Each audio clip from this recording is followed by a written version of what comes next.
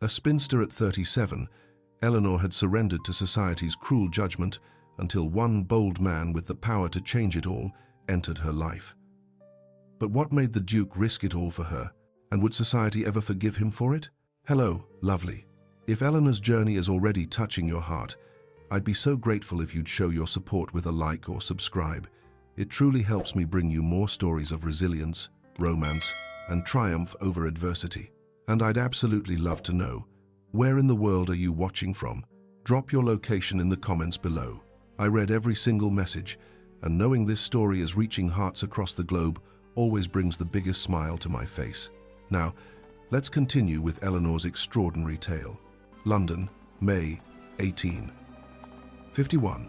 Rain tapped gently against the windows of Whitmore House as Lady Eleanor Whitmore sat in her favorite armchair, embroidery hoop resting forgotten in her lap. At 37 years of age, with chestnut hair now streaked with silver at her temples, she had long since accepted the label society had placed upon her, spinster. The grand library of Whitmore House was Eleanor's sanctuary. Towering mahogany bookshelves lined the walls from floor to ceiling, filled with volumes collected by generations of Whitmores. The room smelled of leather bindings, beeswax polish, and the lingering scent of lavender from sachets tucked between the cushions. Through the bay window, she watched raindrops transform the London streets into glistening ribbons of grey and amber as afternoon faded toward evening. Eleanor traced her finger along the delicate pattern she'd been stitching, a botanical study of roses, her particular passion. Unlike many ladies who took up embroidery merely to appear accomplished, Eleanor's interest in cultivating rare specimens had become genuine over the years. Her personal garden at the back of the Whitmore property showcased varieties she had nurtured with patient care, each one a small triumph against the passage of time. At her feet, Wellington, her brother's aging spaniel, released a contented sigh and shifted position, his greying muzzle resting on her slipper. In the reading chair across from her, Byron, a rather portly ginger cat, had claimed the seat hours ago and showed no inclination to surrender it. The cat's presence was testament to Eleanor's soft heart. He'd appeared at the kitchen door 2 winters past, half-starved and bedraggled, and she'd nursed him back to robust health despite the cook's protests about vermin. "You're both terribly spoiled," Eleanor murmured affectionately, though neither animal stirred at her voice. She set aside her embroidery and reached for the book on the side table, a treatise on botanical specimens of the British Isles. This was her life now. Quiet afternoons, loyal animals, the peaceful solitude of a well-ordered household. She had made her peace with it, mostly. The library door opened with a soft creak, and Mrs. Davies entered bearing a silver tea tray. The housekeeper had been with the Whitmore family for nearly 2 decades, arriving shortly after. Well, shortly after Eleanor's life had taken its irreversible turn. "I've brought your tea, Lady Eleanor," Mrs. Davies said warmly, setting the tray on the table beside her. "And cook has sent up those lemon biscuits you favor." "How thoughtful," Eleanor replied, genuine affection warming her voice. "Please extend my gratitude to her." Mrs. Davies smiled, her round face crinkling with pleasure. There was no pity in her expression, only the comfortable familiarity of long acquaintance. "Will you be dining with the family this evening, my lady? Or shall I have a tray sent to your rooms?" "I'll join them, thank you." Eleanor poured herself a cup of tea, the familiar ritual soothing. "Has Lord Whitmore returned from Parliament yet?" "Just arrived, my lady. Master Thomas is pestering him about their fishing expedition this weekend." Mrs. Davies chuckled. "That boy has been talking of nothing else for days." As the housekeeper departed, Eleanor sipped her tea and allowed herself a small smile. Her nephew Thomas, at 14, was all boundless energy and earnest enthusiasm. Her niece Charlotte, 16 and on the cusp of womanhood, possessed a romantic nature that both charmed and worried Eleanor. These children, motherless since Charlotte was 6, had become the center of Eleanor's world. She had poured into them all the maternal affection she would never bestow on children of her own. It was enough. It had to be enough. Her peaceful moment was interrupted by a purposeful knock. The library door opened to reveal her brother James, Lord Whitmore, still in his parliamentary attire. At 42, he carried the weight of his responsibilities with quiet dignity, though silver had begun to thread through his dark hair. "Ellie," he said, using the childhood name only he still employed. In his hand, he carried an embossed envelope bearing an elaborate wax seal. Eleanor recognized the Pemberton crest immediately, and her stomach tightened. James. He crossed the room and settled into the chair. Byron had finally vacated, the cat slinking away with an affronted flick of his tail. The Pemberton ball, 2 weeks hence. He placed the invitation on the table between them. "We've been invited." "How lovely," Eleanor said neutrally, not touching the envelope. "Ellie." James leaned forward, his expression gentle but firm. "As my hostess, your presence is expected at major social events. Charlotte's debut season is approaching. We must maintain our social connections." Eleanor set down her teacup with careful precision. "I attended the Ashford musicale last month. A musicale with 50 guests is hardly the same as the Pemberton ball. Half of London will be there." He paused, his voice softening. "You cannot hide forever, sister." "I am not hiding," Eleanor said quietly. "I am simply existing peacefully. There is a difference." "Is there?" James reached across and took her hand. "Ellie, you've done nothing wrong. You hold your head high and let them see that their whispers cannot touch you." "Ah, but they could." They did. Eleanor thought of the last ball she'd attended, the pitying glances from former friends, the cruel whispers barely concealed behind fans. The way conversations died when she approached. She thought of Lady Hartwell's remark, spoken just loud enough for her to overhear. Poor Eleanor Whitmore, still clinging to society's edges like a wilted flower. A wilted flower. At 37, that was what she had become in their eyes. As Eleanor held the invitation, a memory flashed unbidden across her mind, herself at 19, wearing white silk and orange blossoms, standing in the Ashworth garden. Lord Ashworth's face, twisted with fury as he shouted accusations, her mother's horrified expression, the whispers that had started that night and never, ever stopped. Eleanor pushed the memory away with practiced efficiency. 18 years of disciplining her thoughts had made her skilled at compartmentalizing pain. "Very well," she said at last, meeting her brother's hopeful gaze. "I shall attend." James's face brightened. "Truly. You are correct. Charlotte's future requires it. I will not let my own circumstances affect her prospects." Eleanor managed a smile that didn't quite reach her eyes. "Besides, it's only one evening. I've survived worse." The door burst open and Charlotte herself swept in, all youthful energy and unrestrained enthusiasm. "Papa, Aunt Eleanor, I've just heard the Pemberton ball." "Oh, we must begin planning immediately." Eleanor couldn't help but smile genuinely at her niece's excitement. Charlotte was blissfully unaware of the social cruelty her aunt faced, protected by youth and her father's careful shielding. To Charlotte, a ball was simply a magical evening of music, dancing, and romance. "Aunt Eleanor, you must let me help you choose your gown," Charlotte insisted, settling on the arm of Eleanor's chair. "I know you have that beautiful emerald silk. You've barely worn it. It would be perfect. That gown is 5 years old, Charlotte. All the more reason to give it a proper debut. And we could add fresh flowers to your hair cream, roses from the garden, perhaps?" Charlotte's eyes sparkled with enthusiasm. "You'll be the most elegant lady there."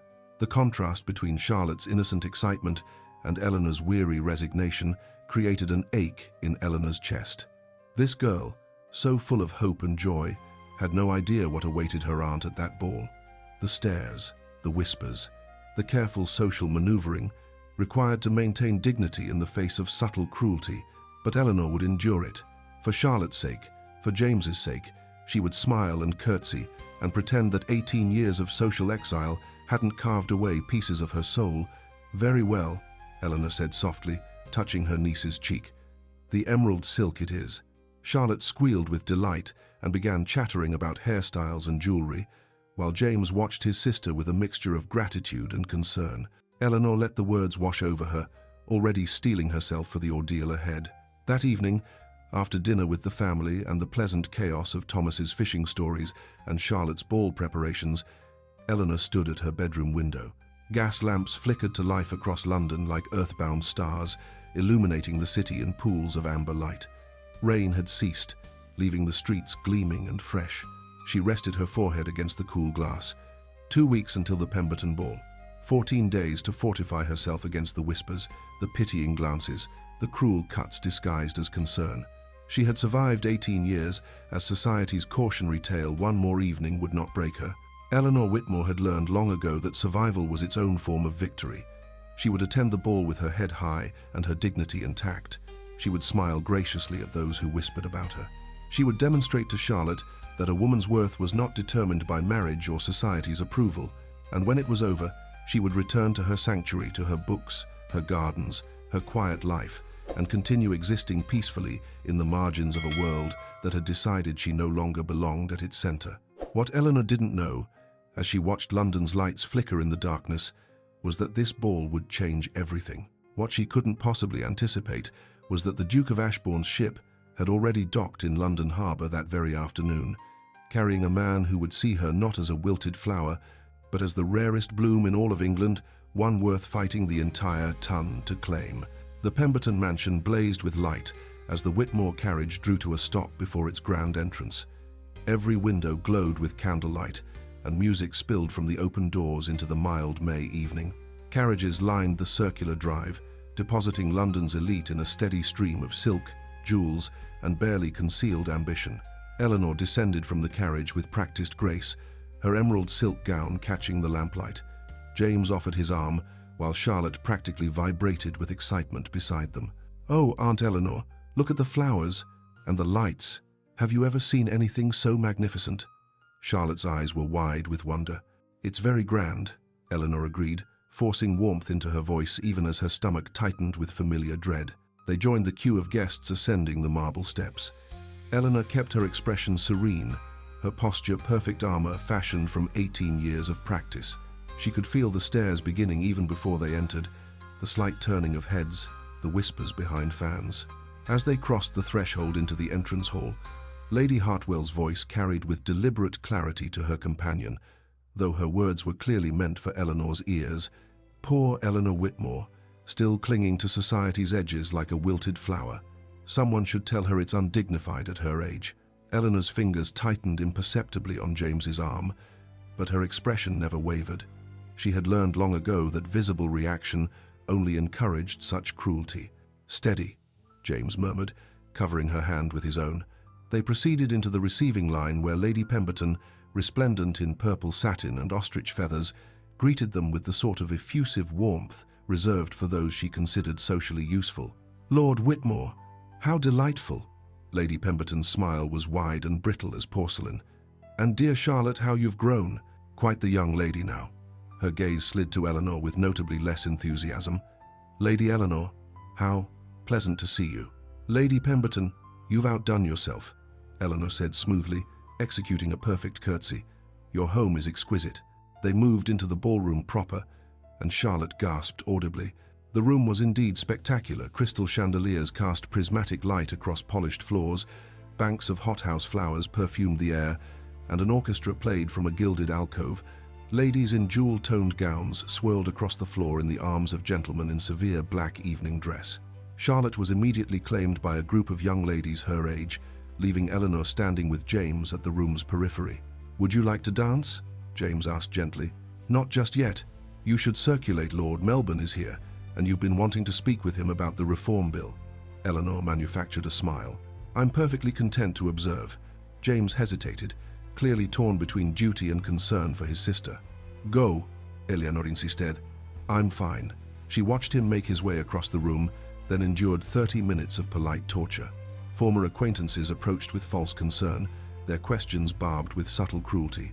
"How brave of you to still attend these events. You must find all these young girls exhausting. Have you considered retiring to the country? I hear it's so peaceful for ladies of a certain age." Eleanor smiled and deflected, smiled and endured, until she felt she might shatter from the effort of maintaining her composure. When the opportunity presented itself, she slipped through the French doors onto the terrace. The cool May air was a blessing against her flushed cheeks. The terrace was mercifully empty, and Eleanor moved to the stone balustrade, gripping it with both hands as she drew in deep, steadying breaths.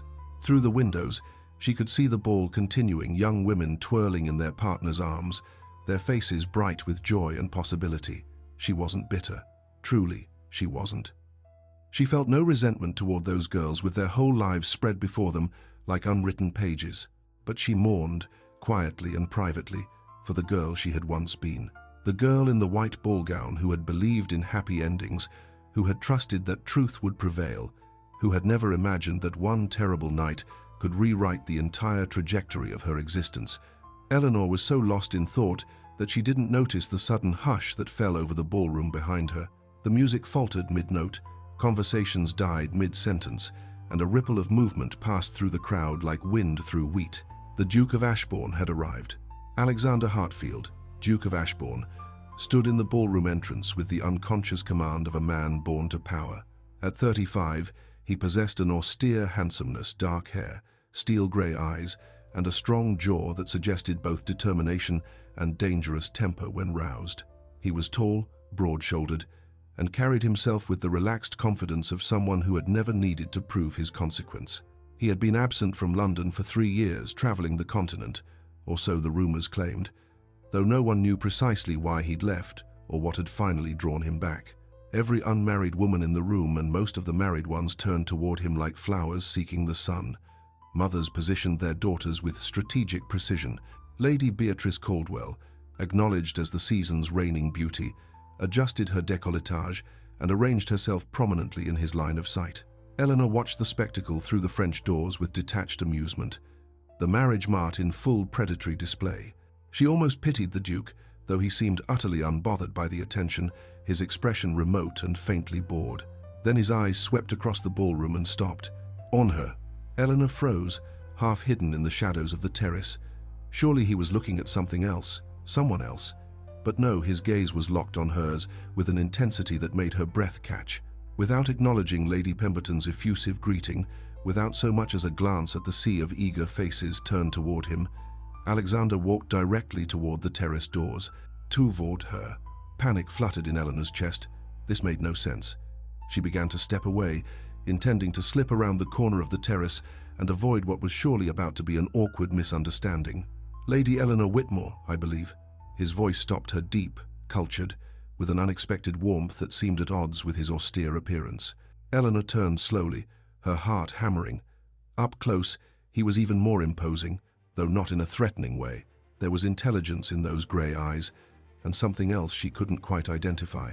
Your Grace. She sank into a curtsy, her mind racing. Had they met before? Surely she would remember. Forgive my presumption, Alexander said, but might I have the honour of an introduction? I am Alexander Hartfield, Duke of Ashbourne. Yes, Your Grace, Lady Eleanor Whitmore. She was grateful, her voice emerged steady, even as confusion clouded her thoughts. Would you honour me with the next waltz, Lady Eleanor? Eleanor's mind went blank. Surely she had misheard. I beg your pardon. A waltz, he repeated, and there was something almost amused in his expression. Would you dance with me? Your Grace, I think, perhaps you meant. She gestured vaguely toward the ballroom full of beautiful young women. I meant exactly what I said. His voice was quiet but firm. Lady Eleanor Whitmore, would you do me the very great honour of dancing with me? For one suspended moment, Eleanor could only stare at him. This had to be some sort of cruel jest, a wager perhaps. Dance with the spinster, make her believe.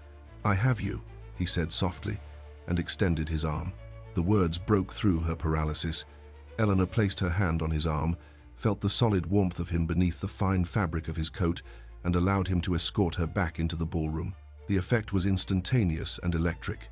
Every eye in the room fixed on them. Conversations ceased mid-word. Whispers erupted like wildfire, spreading from group to group with the speed of scandal. The Duke of Ashbourne was dancing with Eleanor Whitmore. Eleanor felt the weight of those stares like physical pressure, but Alexander seemed utterly unbothered. He led her onto the floor as the orchestra, recovering from their shock, struck up a waltz. His hand settled at her waist, his other hand clasping hers with gentle firmness, and they began to move. Eleanor had been an accomplished dancer in her youth, and some skills, it seemed, did not fade with time and disuse. Her body remembered the steps, the rhythm, even as her mind struggled to comprehend what was happening. You dance beautifully, Alexander said. Thank you, Your Grace. The formal response was automatic. Tell me, Lady Eleanor, what occupies your time? What are your interests? The question was so unexpected, so genuinely curious, that Eleanor answered truthfully, I manage my brother's household. I've developed quite a passion for cultivating roses. I have a small garden where I've successfully hybridized several varieties. And I tutor my nephew in botany and literature when his regular instructors despair of keeping his attention. Alexander's expression warmed with what appeared to be genuine interest. Hybrid roses? That requires considerable knowledge and patience. Which varieties have you been working with? And just like that, they were conversing, truly conversing, about grafting techniques and soil composition and the challenges of developing disease-resistant specimens. Eleanor found herself speaking with an animation she rarely displayed in public, and Alexander listened with focused attention, asking intelligent questions that demonstrated actual understanding of the subject. She almost forgot where she was, almost forgot the hundreds of eyes watching them, almost forgot that dukes did not dance with aging spinsters and engage them in serious botanical discourse. Then her foot caught slightly on her hem nerves, not clumsiness, and she stumbled. Alexander's hand at her waist tightened immediately, steadying her, drawing her fractionally closer. "I have you," he murmured, and there was something in his voice that made Eleanor's breath catch. The waltz ended too soon. Alexander escorted her from the floor toward the refreshment table, his hand never leaving the small of her back, a possessive touch that did not go unnoticed by the assembled crowd. Lady Pemberton materialized beside them, her smile strained. "Your Grace, surely you meant to dance with someone more suitable? Perhaps Lady Beatrice is free, or Lady Caroline. Both such accomplished young ladies." Alexander turned to face her, and the temperature seemed to drop several degrees. "I have danced with the only suitable woman in this room," he said, his voice quiet but carrying clearly in the sudden silence that surrounded them. "Lady Eleanor has more grace and intelligence than the rest of your guests combined." The shockwave rippled outward, mouths fell open, fans stilled mid-flutter. Even the orchestra seemed to miss a note. Dukes did not champion spinsters. Dukes did not publicly cut society hostesses. This simply did not happen. Eleanor felt the color drain from her face. This was too much, too public, too impossible to understand. "Excuse me," she managed, and fled. She made it to the ladies' retiring room before her knees went weak. A moment later, James burst in. "Propriety be damned. Ellie, what in God's name just happened?" "I don't know," she whispered, sinking onto a velvet settee. "James, I don't know. I've never met him before. I can't imagine why he would. He defended you, publicly, against Lady Pemberton herself." "I know." Eleanor pressed her hands to her burning cheeks. "It makes no sense." The ride home was surreal. Charlotte chattered endlessly about the Duke's handsomeness, the romance of it all, how it was just like a fairy tale. Eleanor sat in silence, replaying every moment, searching for the rational explanation that must exist. When they arrived at Whitmore House, Eleanor went directly to her room. She stood at her bedroom window, still in her emerald gown, trying to process the evening's inexplicable events. Below, a lone rider on a magnificent black horse passed through the pool of lamplight. The rider looked up, directly at her lit window, and Eleanor's breath caught. Even from this distance, even in the dim light, she recognized him. Alexander sat motionless for a long moment, his gaze locked on her window. Then he touched his hand to his heart in a gesture that might have been a salute or a promise, and rode on into the darkness. Eleanor pressed her hand to the glass, her heart racing. The Duke of Ashbourne was a mystery Eleanor hadn't anticipated, and one she wasn't certain she wanted to solve. Eleanor woke early the morning after the Pemberton ball, her mind still churning with the inexplicable events of the previous evening. She had slept poorly, dreams fragmenting into confused images of grey eyes and waltz music and whispered speculation. She dressed in a simple morning gown of pale blue muslin and descended to the breakfast room, expecting the familiar comfort of routine. James sat behind his newspaper. Thomas was already pestering the footman about the promised fishing expedition, and Charlotte, "Aunt Eleanor," Charlotte practically vibrated with suppressed excitement. "Something's arrived for you." Mrs. Davies entered at that precise moment, carrying a crystal vase containing a single, perfect white rose.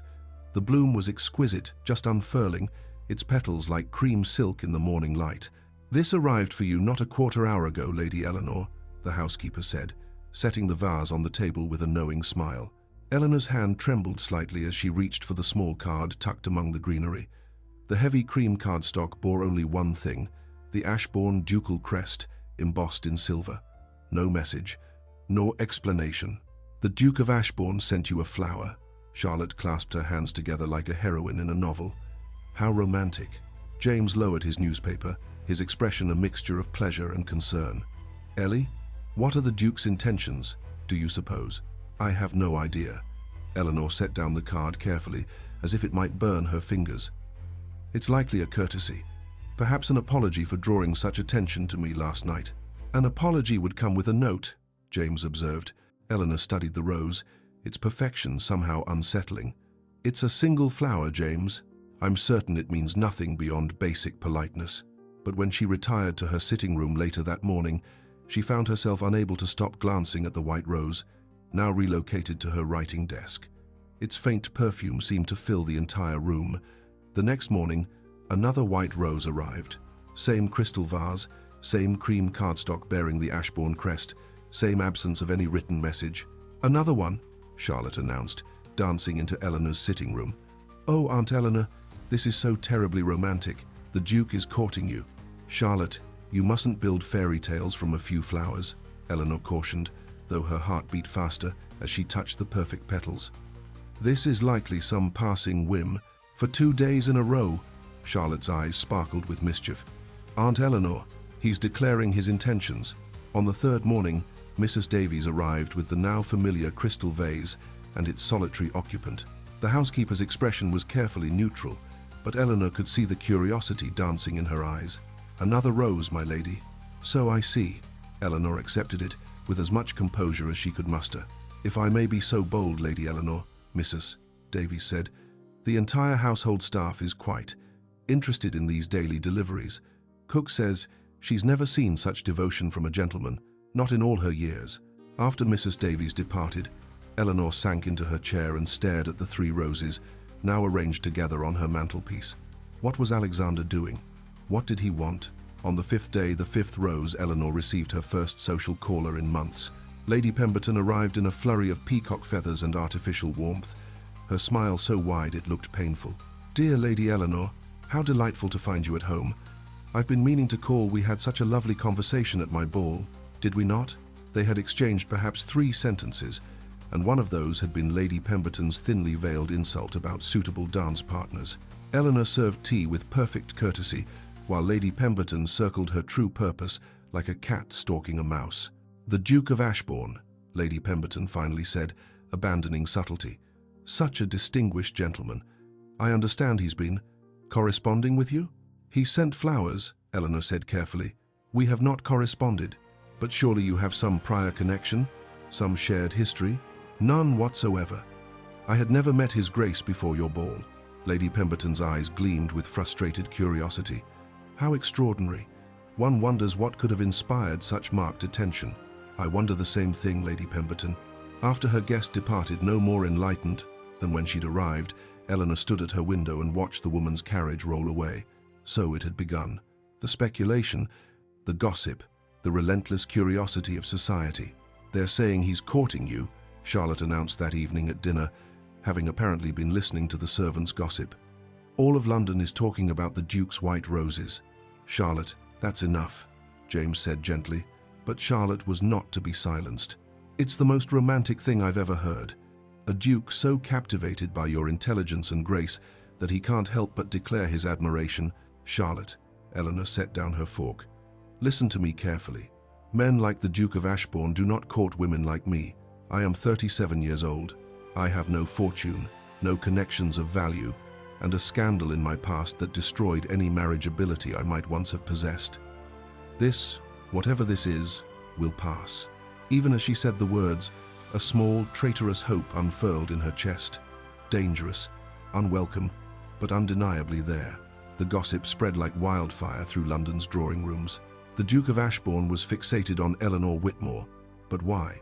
The theories multiplied daily. Perhaps the Duke had known her late father, but Eleanor confirmed they had never met. Perhaps he was secretly ruined financially and needed Lord Whitmore's political influence absurd, as the Ashbournes possessed one of the largest fortunes in England. Perhaps it was all an elaborate wager, some cruel joke played by bored aristocrats. That last theory cut Eleanor most deeply. She had been the subject of cruel jokes before. On the 8th day, Eleanor composed a carefully worded note. "Your Grace, I am sensible of the honor you do me with your thoughtful gifts. However, I must request that you cease these attentions. The speculation they inspire is uncomfortable for both of us. With gratitude and respect, Lady Eleanor Whitmore." She sent it by footman to Ashbourne House and felt a curious mixture of relief and regret. The next morning, 2 white roses arrived. The card read, in bold, masculine handwriting. "I do not cease easily." Eleanor stared at the note, frustration and something dangerously like joy warring in her chest. He was impossible, stubborn, completely disregarding her clearly stated wishes. She could not control this situation, and the loss of control terrified her. For 18 years, she had maintained careful boundaries, protected herself from hope and disappointment. Now those boundaries were crumbling, and she felt exposed, vulnerable in ways she had sworn never to be again. 3 days later, seeking solitude and clarity, Eleanor took Wellington for a walk in Hyde Park. The morning was grey and cool, threatening rain, perfect for avoiding the fashionable crowds who would not venture out in such weather. She was contemplating the rose beds near the Serpentine when the sound of hoofbeats made her turn. Alexander Hartfield sat astride a magnificent black stallion, looking like something from a romantic painting. He dismounted with fluid grace and approached her, leading his horse. "Lady Eleanor, what a fortunate coincidence." Wellington, traitor that he was, trotted over to investigate the Duke with tail-wagging enthusiasm. "Your Grace." Eleanor's heart hammered, but she kept her voice steady. "I received your note." "And I received yours." He smiled slightly. "I thought my response was clear." It was. Eleanor drew a breath, decided on directness. "Your Grace, Alexander, why are you doing this? The flowers, the attention, last night's public defense of me at the Pemberton ball. What do you want from me?" He was quiet for a moment, his grey eyes studying her face. "I want to know you," he said finally. "I have spent 3 years traveling the world. Paris, Rome, Vienna, Constantinople. I've met diplomats and artists, scholars and soldiers, and in one evening, at a tedious ball I attended only out of obligation, you intrigued me more than anyone I've encountered in all my travels." Eleanor shook her head. "I don't believe you. I'm too old, too tainted by scandal. Surely you can't be serious." "Why not?" "Because dukes don't court spinsters." The words burst out with more emotion than she'd intended. "Because there are dozens of beautiful young women who would marry you in an instant. Because this makes no sense." "It makes perfect sense to me." Alexander took a step closer, his voice gentle. "I saw you on that terrace, alone but not lonely, resigned but not defeated. You stood there with such quiet dignity, such grace in the face of casual cruelty. I recognized a kindred spirit." "A kindred spirit?" Eleanor's voice was barely a whisper. "I fled London 3 years ago," Alexander said quietly, "because I could no longer bear the suffocating expectations, the pressure to marry strategically, the endless parade of debutantes who saw only my title and fortune, shallow conversations about nothing of consequence, women who would tell me whatever they thought I wanted to hear." He paused. "And then I met you. You, who spoke passionately about hybrid roses and soil composition. You, who clearly didn't want my attention and said so. You, who have survived something that would have broken others and emerged with your dignity intact." Eleanor's throat tightened. She wanted desperately to believe him, but fear held her back. "You don't know what you're saying. I was once society's darling, Your Grace, and then scandal destroyed everything. I am not the woman you imagine me to be. I am not interested in society's opinion," Alexander said firmly. "I'm interested in yours, in who you are, not who they say you were." They stood in silence for a long moment, the grey morning light soft around them. Wellington had settled at their feet, content. "May I call on you?" Alexander asked. "Formally, with your brother present, entirely proper?" Eleanor knew she should refuse, should protect herself from the inevitable pain when this impossible situation collapsed. But looking into his eyes, seeing something that looked remarkably like hope reflected there. "Yes," she whispered, "you may call." His smile transformed his austere features into something approaching beautiful. Across London, in an elegantly appointed bedroom in Mayfair, Lady Beatrice Caldwell sat at her dressing table and read the society pages with mounting fury. The Duke of Ashbourne continues his unprecedented courtship of Lady Eleanor Whitmore, sending daily tokens of his esteem. Beatrice crumpled the paper in her fist. This was impossible, intolerable. She was the acknowledged beauty of the season, destined to be a duchess.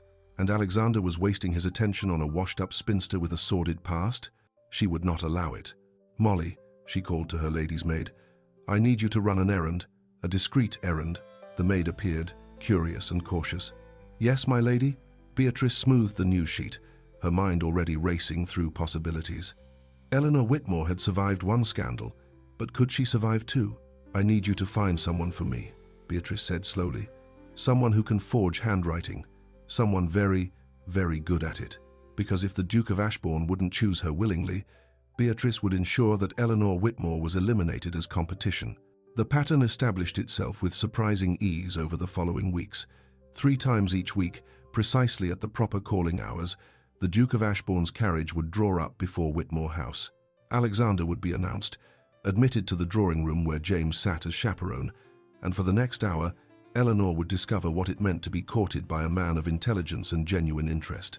Their first formal call had been stilted, both of them conscious of James's presence and the weight of expectation. But by the second visit, they had fallen into conversation about a book Eleanor had mentioned, a treatise on Gothic architecture Alexander had read during his time in France. "The flying buttresses at Notre Dame are extraordinary," Alexander said, leaning forward in his chair with an enthusiasm that softened his austere features. "The way they distribute the weight of the roof while creating those soaring interior spaces, it's engineering as artistry." "I've only seen illustrations," Eleanor admitted, "but the concept fascinates me, using external support to create internal freedom. There's almost a philosophical dimension to it." Alexander's eyes lit up. "Precisely. The constraints that enable liberation. Not so different from the structure a garden framework provides for roses to climb, perhaps." And they were off, drawing connections between architecture and botany, form and function, the ways humans imposed order on the natural world while simultaneously celebrating its beauty. James, reading his newspaper in the corner, hid a smile. His sister was arguing passionately about the aesthetic merits of different arch styles, her face animated in a way he hadn't seen in years. By the third week, their conversations ranged across topics Eleanor had never discussed with anyone outside her family. They debated the reform bill currently before Parliament, Eleanor surprising Alexander with her nuanced understanding of the political considerations at play. "You're better informed than half the lords I sit with," Alexander said with genuine admiration. "I read the papers thoroughly," Eleanor replied, "and James discusses his work at dinner. One develops opinions. One develops intelligent, well-reasoned opinions," Alexander corrected. "There's a difference." It was so unlike his interactions with debutantes, who simpered and agreed with everything he said, or offered rehearsed opinions clearly fed to them by ambitious mothers. Eleanor challenged him, questioned his assumptions, forced him to defend his positions. It was exhilarating. When Alexander began insisting on public walks in Hyde Park, Eleanor was less enthusiastic. "Your Grace Alexander people will talk," she protested. "Let them talk," he said mildly, offering his arm. "I'm not ashamed to be seen with you. Why should you be ashamed to be seen with me?" The first promenade was an exercise in endurance. They walked the fashionable path along the Serpentine, while every passing acquaintance stared. Some nodded politely. Others whispered behind their hands. A group of society matrons, including Lady Hartwell, deliberately turned their backs as Eleanor and Alexander approached. Alexander stopped walking. "Lady Hartwell," he said, his voice carrying clearly across the path. "How unfortunate that your eyesight seems to be failing. You appeared not to notice, Lady Eleanor." Lady Hartwell turned, her face flushing. "Your Grace, I shall have to inform the Ladies' Charitable Committee that I'm withdrawing my family's annual patronage," Alexander continued pleasantly. "I cannot support organizations led by women who lack basic courtesy. The Ashbourne patronage was worth several £1,000s annually." Lady Hartwell's face went white.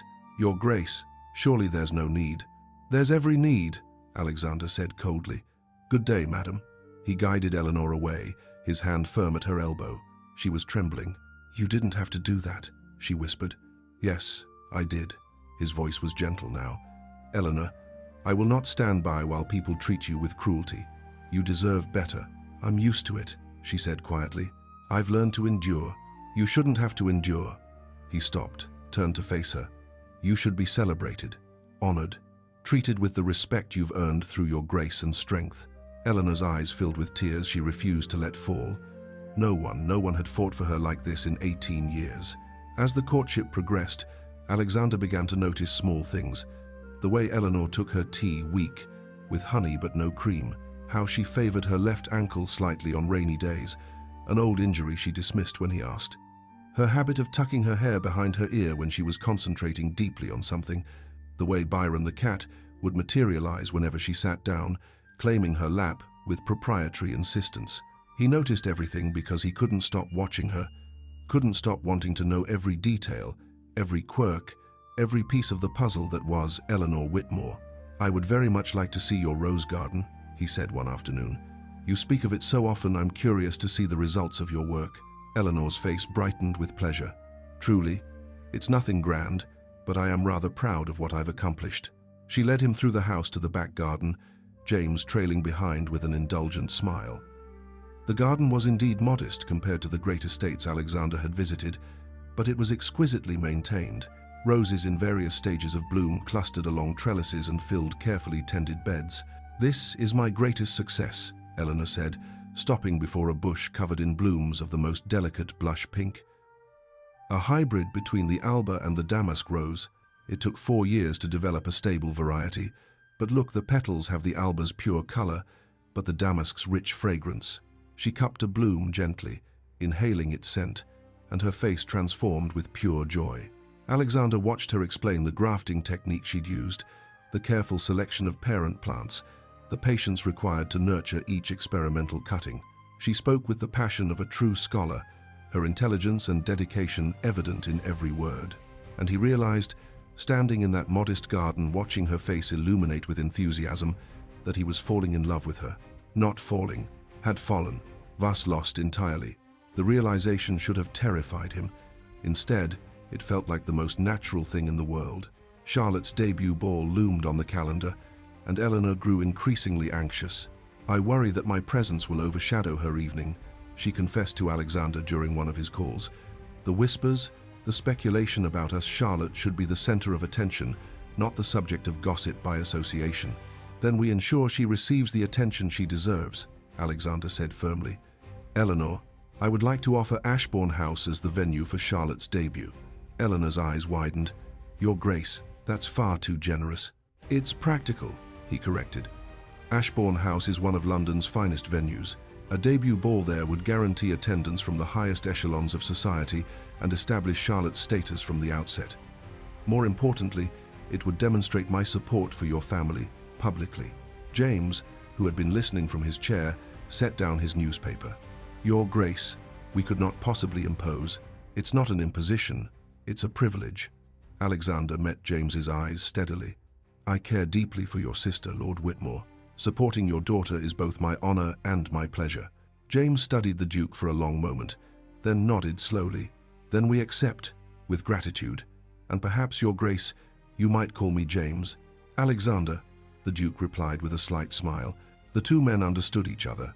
Permission had been granted, blessing bestowed. The courtship could continue with the family's full support. A week later, Alexander invited Eleanor to the opera, a public evening event that would be noticed and remarked upon by all of society. Eleanor spent an entire afternoon selecting her dress with Charlotte's enthusiastic assistance.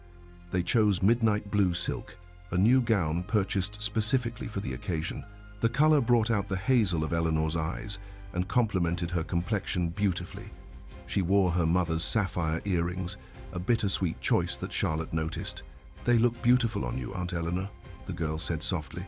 "Your grandmother would have approved of this gown, I think," Eleanor replied, touching the earrings gently.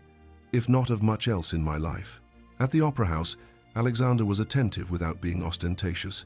He kept his hand at the small of her back as they navigated the crowded lobby, a possessive touch that did not go unnoticed. Eleanor could feel the weight of every stare, hear the whispers that followed in their wake. They settled into the Ashbourne box, prominently positioned and luxuriously appointed, just as the curtain rose on Verdi's Rigoletto. Eleanor lost herself in the music. In the tragic story of love and betrayal unfolding on stage, Alexander watched her more than the opera, captivated by the play of emotion across her face. During intermission, they descended to the lobby for refreshments. Eleanor was reaching for a glass of champagne when Lady Hartwell's voice cut through the surrounding conversation. "How charitable of the Duke to escort poor Eleanor," she said to her companion, loud enough to carry. "Like caring for a wounded bird. So noble of him." The conversations around them died. Eleanor's hand froze halfway to the glass, her face draining of color. Alexander turned slowly to face Lady Hartwell, his expression glacial. "Lady Eleanor is no wounded bird," he said. his voice quiet but carrying with absolute clarity. "She is a woman of remarkable strength, intelligence, and grace. Something you, Lady Hartwell, could not possibly comprehend." He took Eleanor's arm and guided her away, leaving Lady Hartwell standing in humiliated silence as whispers erupted around her. In the carriage ride home, Eleanor was quiet. Alexander sat across from her, giving her space but watching her carefully. "Eleanor," he said finally, "may I ask you something?" She looked up, her eyes guarded. "Of course. What happened?" he asked gently. 18 years ago. You mentioned a scandal, but you've never told me the details. I would like to understand, not out of curiosity, but because I care for you, because what hurt you matters to me." Eleanor was silent for so long Alexander thought she wouldn't answer. Then, quietly, she began to speak. "I was 19, still naive enough to believe that innocence was its own protection." Her voice was distant, lost in memory. "There was a garden party at the Ashworth estate. Lord Ashworth, a married man nearly twice my age, cornered me in the rose garden. He attempted to force himself on me. I fought him off and fled." Alexander's hands clenched into fists, fury rising hot in his chest. "He told everyone I had tried to seduce him," Eleanor continued, her voice steady now, practiced. "That I was a scheming girl who had lured him into a compromising situation. His wife believed him. Society believed him. And my mother," her voice broke slightly, "my mother believed him, over me, her own daughter, Eleanor. She died 5 years ago," Eleanor said, without ever apologizing, without ever acknowledging that she'd been wrong. "The scandal destroyed any prospect of marriage, of course. No respectable man would have me. I became what you see now, a cautionary tale, society's spinster, the wilted flower everyone pities and no one wants." Alexander crossed to sit beside her, taking her hands in his. "You are none of those things. You are brave and brilliant and beautiful, and those who hurt you, who failed you, they were wrong. So completely, inexcusably wrong. Alexander, I will restore your reputation," he said fiercely. "I will make society see you as I see you. I swear it." Eleanor shook her head, tears sliding down her cheeks. "You can't fight 18 years of whispers. You'll only damage your own standing." "I don't care about my standing," he said. "I care about you." They arrived at Whitmore House too soon. Alexander helped Eleanor from the carriage and escorted her to the door. They lingered in the lamplight, neither wanting the evening to end. Alexander reached up, gently tucking a strand of hair behind Eleanor's ear. His hand lingered at her jaw, his thumb brushing her cheek. Eleanor's breath caught, her eyes locked on his. He leaned closer, and she could feel the warmth of him, smell the subtle scent of his cologne. The door opened. James stood in the doorway, backlit by the entrance hall. "Eleanor, is everything all right?" Alexander stepped back immediately, the spell broken. "Lord Whitmore, I was just seeing your sister safely home." "Of course. Thank you, Your Grace." James's eyes twinkled with knowing amusement. "Eleanor, you should come in. It's getting late." Eleanor touched her cheek where Alexander's hand had rested, murmured good night, and fled inside. In her room, she stood before her mirror and pressed her fingers to her jaw, still feeling the ghost of his touch. She was falling in love, had fallen in love, and the terror of it was overwhelming. Because love meant vulnerability, meant risking the kind of pain she'd sworn never to endure again. But oh, what if this time was different? What if Alexander truly meant everything he said? Across London, in a dim tavern near the docks, Lady Beatrice Caldwell sat across from a man whose weathered hands marked him as a skilled craftsman. "Can you do it?" she asked, sliding a sample of Eleanor's handwriting across the scarred table, a document stolen from a charitable committee Eleanor had briefly served on years ago. The forger studied the writing carefully, his eyes sharp despite the poor light. "I, a clean hand, well-educated, I can match it. And the paper, the ink, everything must be authentic. I know my business, milady." He named his price. Beatrice didn't flinch. She counted out the coins and added more. "I need 6 letters. Correspondence between this woman and the late Duke of Ashbourne, the current Duke's uncle. They must suggest an intimate relationship, an ongoing affair. Shouldn't be difficult." The forger pocketed the coins. "When do you need them?" "1 week," Beatrice said. "They must be ready in 1 week." The timing was perfect. Charlotte Whitmore's debut ball was scheduled for 8 days hence, to be held at Ashbourne House itself. The letters would surface just before the ball, too late for Eleanor to mount any defense, too public for the scandal to be contained. Beatrice smiled into her wineglass as the forger departed with his commission. In 1 week, Eleanor Whitmore would be ruined beyond even the Duke's ability to save her. Alexander would see the spinster for what she truly was, a desperate, grasping woman who had pursued his family before. And when Eleanor was destroyed, Alexander would finally turn to where he belonged, to Beatrice, beautiful and young and unsullied by scandal. Everything was falling into place. Ashbourne House had been transformed into a fairyland. Eleanor walked through the grand ballroom 3 days before Charlotte's debut, marveling at the changes. Crystal chandeliers had been polished until they sparkled like captured starlight. The floors gleamed like mirrors. Hothouse flowers filled every alcove, their perfume sweet and heady in the air, and everywhere were white roses. They cascaded from garlands along the walls, filled enormous vases on every table, twined through the balustrade of the musicians' gallery.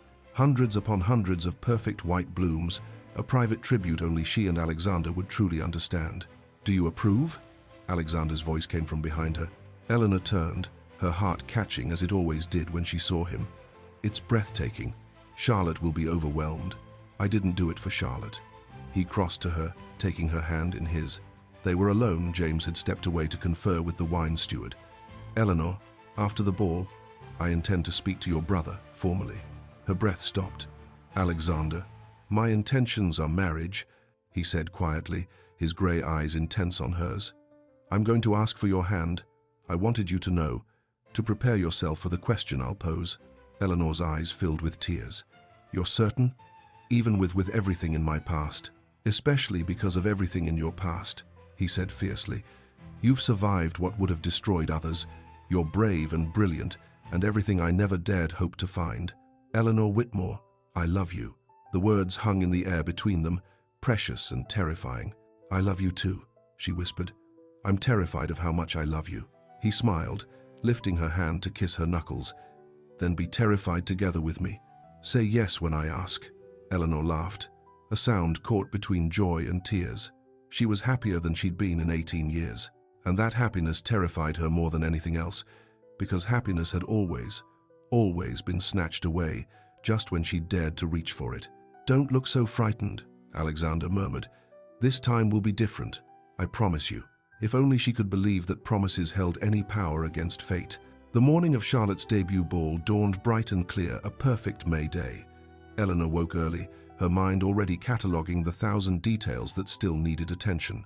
Flowers to be checked, place cards to be verified, the supper menu to be confirmed one final time. She was reviewing the guest list in the morning room when the butler appeared, his face grave. "Lady Eleanor, Lord Whitmore has just arrived. He asks that you attend him in the study immediately." Something in the man's tone made Eleanor's stomach drop. She set aside the guest list with hands that had begun to tremble and followed him to James's study. Her brother stood at the window, his back to the door. In his hands, he clutched a sheaf of papers. "James, what's happened?" He turned, and Eleanor's breath caught at the devastation in his face. Without a word, he held out the papers. They were letters, 6 of them, written in a hand that looked remarkably, horrifyingly like her own. "My darling Duke, last night's stolen hours in your arms were heaven itself. How cruel that we must hide this love, that society's constraints keep us apart. But I would endure any scandal, any disgrace, for one more taste of your kiss." Eleanor's vision blurred. The words swam before her eyes, intimate and explicit, describing an affair that had never existed with a man she'd barely known. "These are addressed to your late uncle," James said, his voice hoarse. "To the late Duke of Ashbourne. They're dated over a 5-year period, ending just before his death." "I didn't write these." Eleanor's voice emerged as a whisper. "James, I swear to you, I never." "I know." He crossed to her, gripping her shoulders. "I know you didn't. But Ellie, they arrived at my club this morning. By noon, copies had been delivered to every major household in London. The scandal sheets will have them by evening." Eleanor sank into a chair, the letters falling from nerveless fingers. This couldn't be happening. Not now. Not when she'd finally dared to hope. "I met the late Duke perhaps 3 times, she said numbly. "Always at public functions, always in full view of dozens of witnesses. This is a fabrication, a forgery. I believe you, but society won't." James knelt before her chair. "The handwriting is nearly perfect, Ellie. Whoever did this was very, very skilled. And the timing, the ball. Eleanor's eyes widened with horror. Charlotte's debut is tonight. We could cancel. No. Eleanor stood abruptly, her mind racing despite the shock. If we cancel, Charlotte's reputation is ruined before she's even debuted. Society will assume we're fleeing in disgrace, that the letters prove my guilt. But if we proceed, I leave. The words came with terrible clarity. I'll retreat to the country estate tonight. You and Charlotte will attend the ball. You'll make my excuses illness, perhaps, and you'll weather this as best you can. Ellie, I won't let you run. I'm not running. I'm protecting Charlotte. Eleanor's voice hardened with determination. This scandal, this lie will not destroy her future. I won't allow it. She walked to the door, then paused. Have the servants begin packing my trunks. I'll leave after dark, before the ball begins. In her room, Eleanor moved through the motions of preparation mechanically. She directed which gowns to pack, which books, which personal items. The maid worked silently, tears streaming down her face. But Eleanor found she couldn't cry. The shock had numbed her too completely. This was a nightmare, a carefully orchestrated destruction. But who hated her enough to do this? Who had access to her handwriting, the skill to forge it so perfectly? The questions circled endlessly, unanswerable. At Ashbourne House, Alexander stood in the ballroom, overseeing the final preparations, when his secretary appeared, his face ashen. Your Grace, I'm sorry to interrupt, but you need to see this immediately. The scandal sheet was still damp from the press.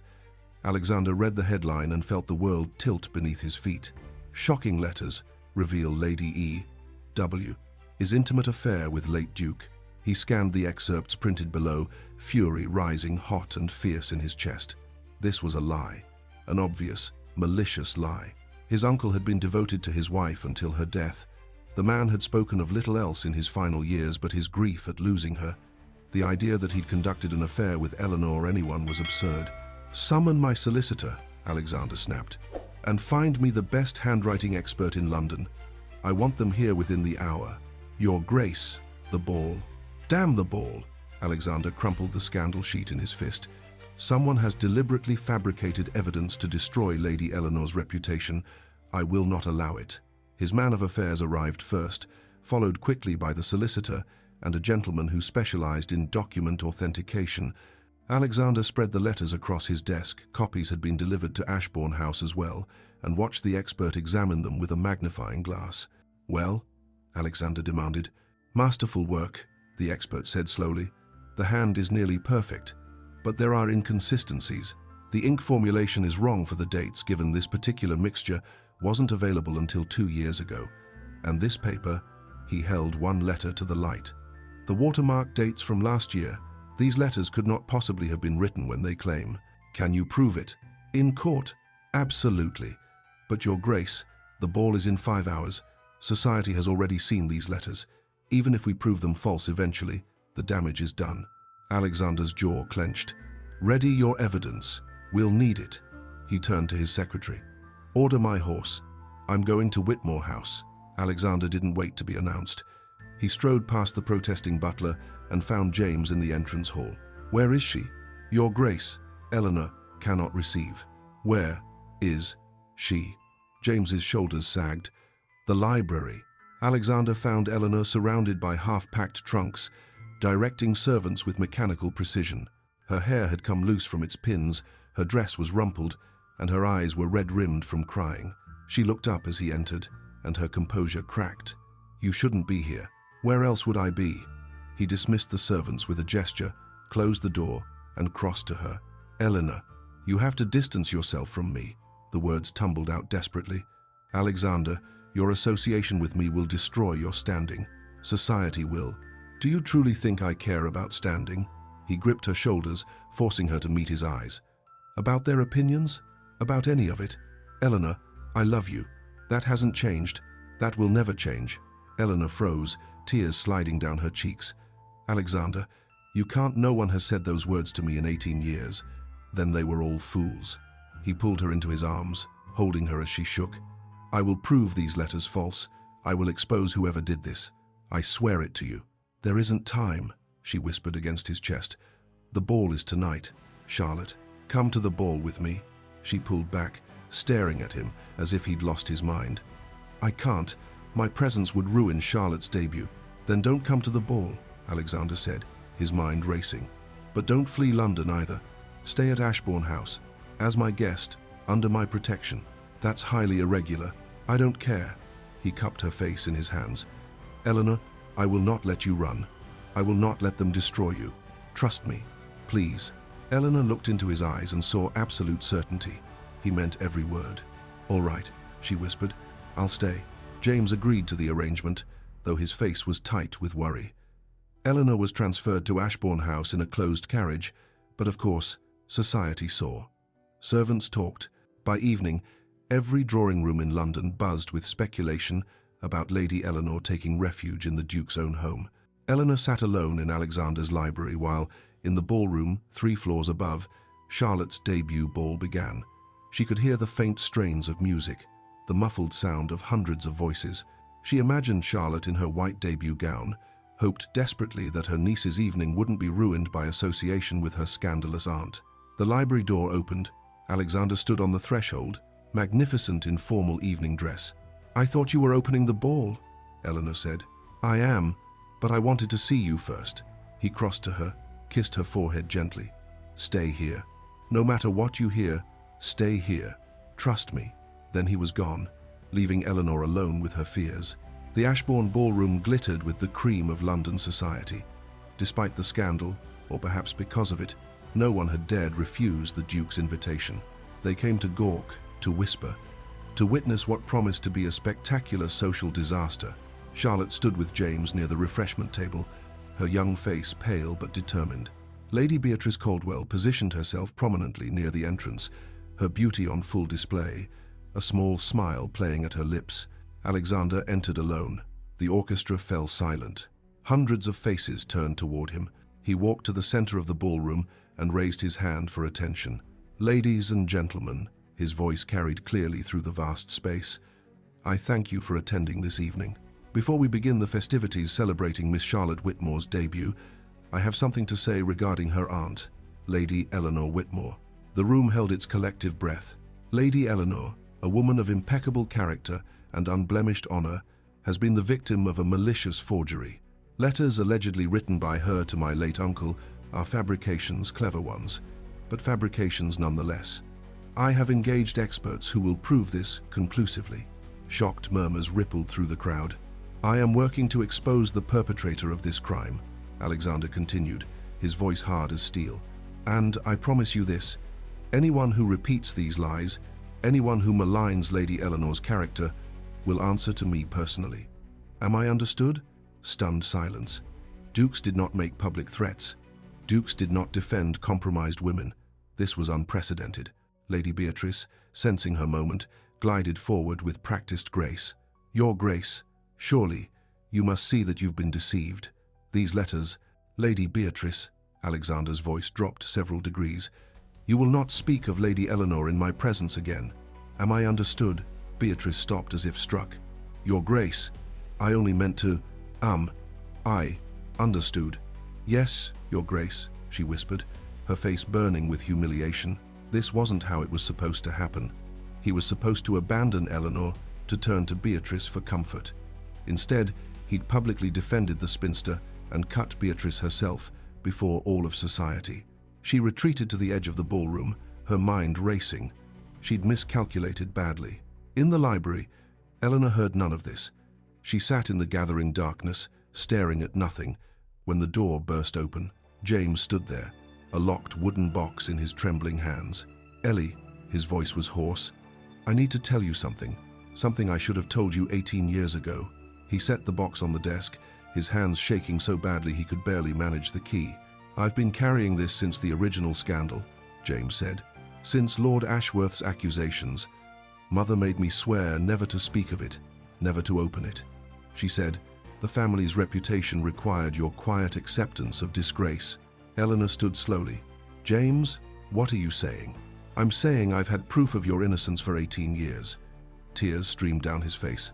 "And I was too young, too frightened of our mother, too weak to use it." He opened the box. Inside were papers, yellowed with age. Eleanor's hands trembled as she lifted them out. A signed confession from Lord Ashworth, written on his deathbed, admitting he'd attempted to assault her, that he'd lied to protect his reputation. Letters from witnesses who'd seen her fleeing the garden with torn dress and tears. A journal from their mother's lady's maid, describing in detail what had really happened. The truth, all of it, hidden away for 18 years. "I failed you," James choked out. "I was 24, terrified of mother's wrath, desperate to believe that staying silent was protecting the family. But I failed you, Ellie. For 18 years, you've suffered, and I could have stopped it." Eleanor couldn't breathe, couldn't think. Proof had existed all along. Her mother had known the truth and forced her to live in disgrace anyway. The betrayal was so complete it seemed to hollow her out from the inside. But then, slowly, realization dawned. This evidence didn't just prove the current letters were false, it vindicated her from the original scandal. Completely, entirely. After 18 years, she could finally clear her name. Eleanor looked at her brother, saw his anguish, his guilt, his desperate need for forgiveness, and she understood. He'd been barely more than a boy, trapped between an authoritarian mother and a sister he loved. They'd both been children trying to survive. She took his hand. "We were both children trying to survive our mother. I forgive you, James." He broke down then, sobbing against her shoulder like the frightened young man he'd once been. The library door opened.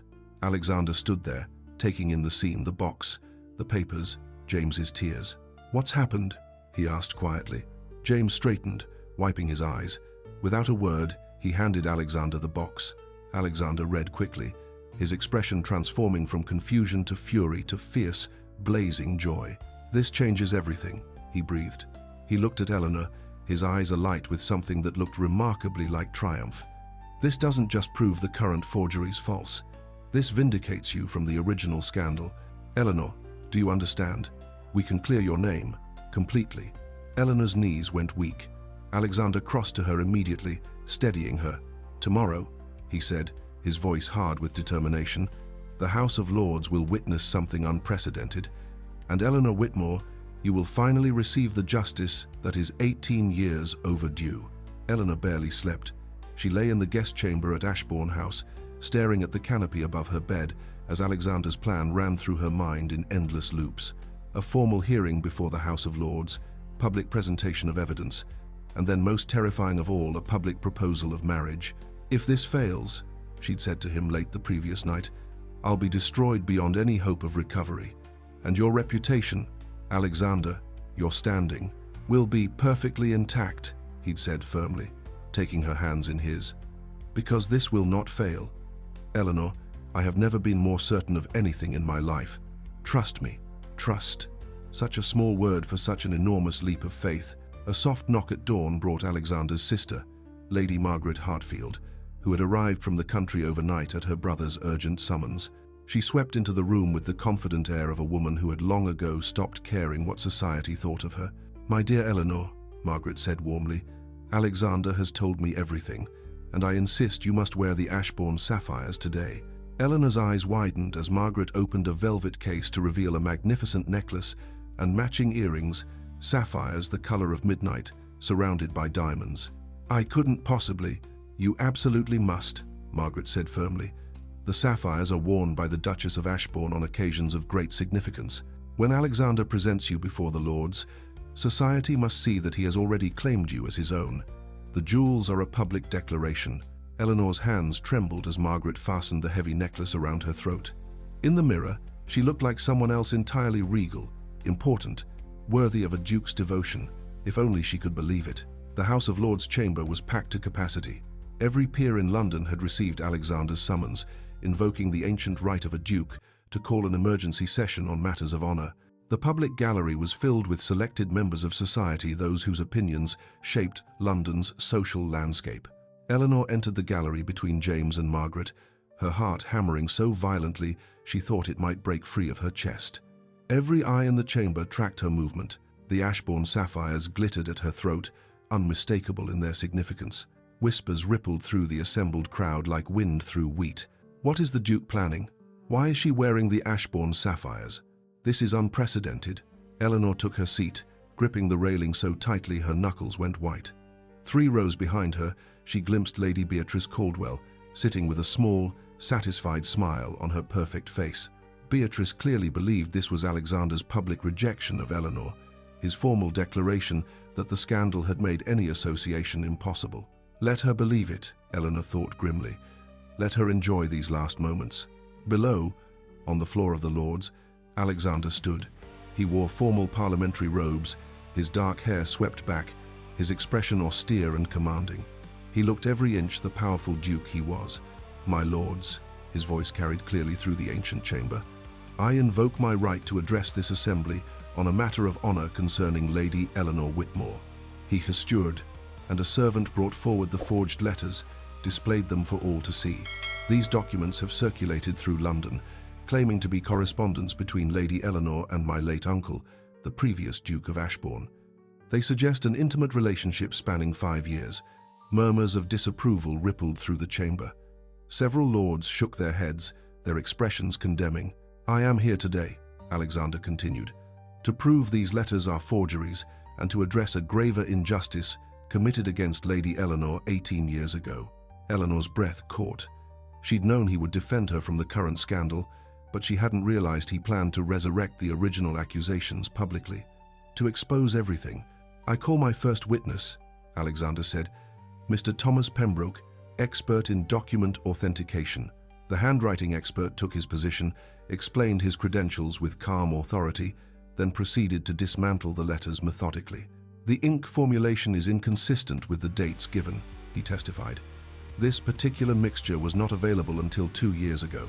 The paper bears a watermark from a manufacturer who only began operations last year. These letters could not possibly have been written when they claim." He produced a magnifying glass, showed the lords the inconsistencies in the handwriting, tiny variations that proved the hand was not Eleanor's, but someone copying hers with great skill. "Furthermore," the expert continued, "this letter dated the 15th of April, 1849, allegedly written from London, could not have been penned by Lady Eleanor. She was documented to be at the Whitmore country estate in Derbyshire that entire week. I have guest lists from a house party, testimony from servants, and a mention in the local newspaper's social column placing her there." Doubt began to creep across the faces of the assembled peers.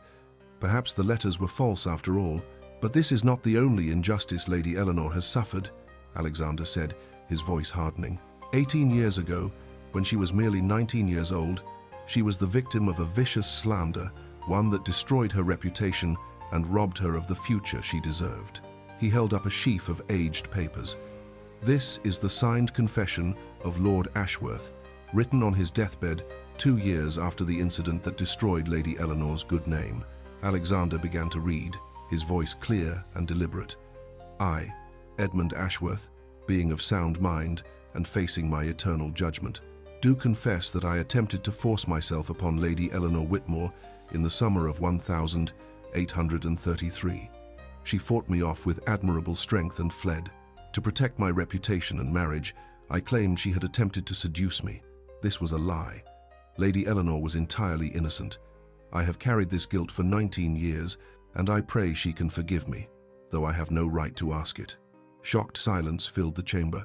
Eleanor gripped the railing, tears streaming down her face. To hear those words read aloud, to have the truth spoken in this place of power, it was almost too much to bear.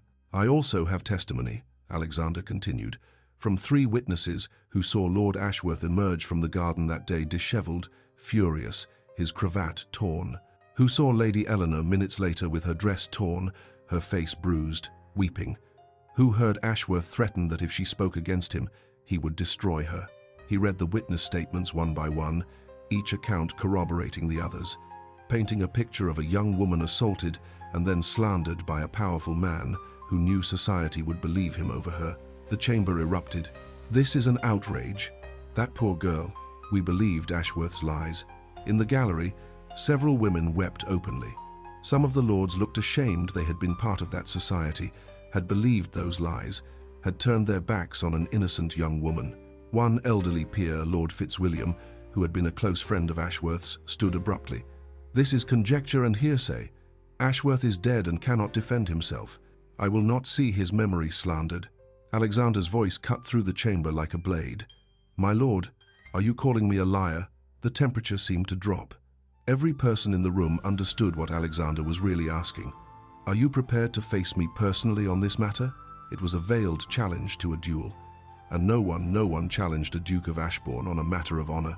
Lord Fitzwilliam's face went white. He sat down abruptly. No, Your Grace, I meant no offense. Then let there be no further dispute, Alexander said coldly. He turned, and his eyes found Eleanor in the gallery.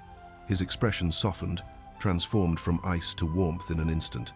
Lady Eleanor Whitmore has endured 18 years of undeserved scorn, he said, his voice gentle now. I will not allow one more day of it. This chamber has witnessed her complete vindication. Now witness my devotion. He looked directly at her. Lady Eleanor, will you stand? Eleanor's heart stopped. Beside her, James squeezed her hand, and Margaret gave her an encouraging nod. On trembling legs, Eleanor rose, supported by their steady presence, every eye in the chamber fixed on her. She stood in the gallery wearing the Ashbourne sapphires, tears streaming down her face, and waited for Alexander to speak. Eleanor, he said, and his voice carried clearly through the hushed chamber, you are the finest woman I have ever known, brilliant in your mind, resilient in your spirit, dignified in the face of cruelty that would have broken lesser souls. Will you consent to be my wife, my duchess, my partner in all things? The chamber held its collective breath. This had never happened. A duke proposing marriage in the House of Lords itself. Eleanor's voice emerged clear despite her tears. Yes, 1,000 times, yes. Half the chamber erupted in shocked disapproval. This was improper, irregular, unprecedented. Half erupted in reluctant admiration. What a gesture! What devotion! The gallery exploded in whispers that rose to a roar. Alexander's voice cut through the chaos. Let it be recorded in the official minutes of this session that any insult to my future duchess is an insult to the crown itself, to this house, and to me personally. Then he did something that shocked even those who thought they could no longer be surprised. He left the floor of the Lords, climbed the stairs to the public gallery, breaking every protocol, and took Eleanor's hand in his. He kissed her hand before everyone, a restrained but deliberate gesture, a public claiming that could not be misunderstood. The Duke of Ashbourne and his vindicated bride to be stood together as equals, while London's entire power structure watched in stunned silence. Your Grace, one of Alexander's men appeared at his elbow. We have additional information regarding the forged letters. Alexander nodded. Bring in the witness. A terrified lady's maid was escorted into the chamber. She stood trembling on the floor of the Lords, her eyes darting around the imposing space. Tell them, Alexander said, not unkindly. Tell them what you told my investigators. Lady Beatrice Caldwell hired me to forge the letters, the maid said, her voice shaking. She gave me a sample of Lady Eleanor's handwriting, stolen from a charitable committee document. She paid a man to copy the writing, told him what to say in the letters. She said it had to be ready before Miss Charlotte's debut ball. Every head in the gallery turned toward Beatrice.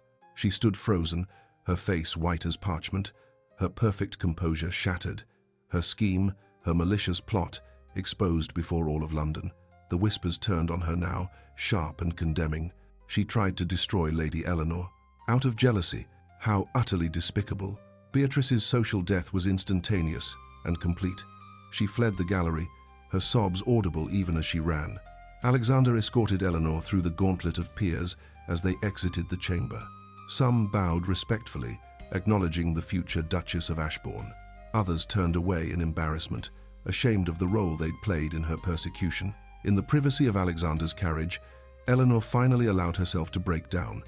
18 years of pain, of holding herself together, of enduring it all, came pouring out in great, racking sobs. Alexander pulled her into his arms and held her as she wept, murmuring soft reassurances, stroking her hair. Never again, he promised fiercely. Never again will anyone make you feel less than you are. You are extraordinary, Eleanor, my duchess, my love, and I will spend the rest of my life making certain you never doubt your worth again. As the carriage rolled toward Ashbourne House through streets already buzzing with news of the extraordinary session, Eleanor realized she was no longer society's cautionary tale. She was the Duke of Ashbourne's chosen bride, vindicated and valued and loved, and her story was finally her own to write. London exploded with gossip the moment news spread from the House of Lords. The same scandal sheets that had gleefully printed the forged letters now fell over themselves, printing retractions and apologies. Lady Eleanor Whitmore vindicated. Duke exposes 18-year injustice. The headlines grew more dramatic by the hour, each paper trying to outdo the others in their suddenly fervent defense of Eleanor's character. Families who had shunned Eleanor for years now desperately sought audiences with the future Duchess of Ashbourne. Flowers arrived by the cartload at Ashbourne House. Invitations poured in. Apology letters written on the finest stationery expressed shock and dismay that anyone could have believed such terrible lies. Eleanor received none of them for the first week. She remained sequestered at Ashbourne House, processing 18 years of vindication. The truth had set her free, but freedom after so long in chains required adjustment. She walked the gardens, sat in the library with Byron purring in her lap, and slowly, very slowly began to believe that this was real. Lady Beatrice Caldwell's fate was swift and merciless. Her father, the Earl of Thornbury, disowned her publicly in a statement printed in every major newspaper. Asterisk. The Earl wishes it known that his daughter's actions were undertaken without his knowledge or consent, and that she no longer represents the Caldwell family name. Asterisk. Beatrice was sent to a remote estate in the Scottish Highlands, barred from London society indefinitely. Some whispered she would never be allowed to return. "Do you want to press charges?" Alexander asked Eleanor one afternoon as they walked through the Ashbourne House gardens. "We have evidence of her crime. She could face prosecution." Eleanor was quiet for a long moment, considering. Part of her, the part that had suffered for so long, wanted justice, wanted Beatrice to face legal consequences for what she'd done. But a larger part simply wanted peace. "She's already destroyed," Eleanor said finally. "Her reputation is ruined, her family has cast her out, and she'll live in exile for the future. I won't add to that. I won't become her someone who inflicts pain because pain was inflicted on me." Alexander studied her face, then lifted her hand to kiss her knuckles. "You are extraordinary. You know that?" "I'm tired," Eleanor said honestly. "Tired of anger, of bitterness, of carrying the weight of other people's cruelty. I just want to be happy now." "Then happy you shall be," Alexander promised. Society noted the contrast, Eleanor's grace versus Beatrice's malice. It became yet another reason to praise the future Duchess and condemn the disgraced lady. 3 days before the wedding, Eleanor went alone to visit her mother's grave. The cemetery was quiet in the morning light, birdsong the only sound among the marble monuments. Eleanor stood before the headstone times, Lady Catherine Whitmore, beloved wife, and mother times, and felt the complicated tangle of emotions she always experienced here. Love, anger, grief, betrayal. "I'm getting married, Mother," Eleanor said aloud to the stone.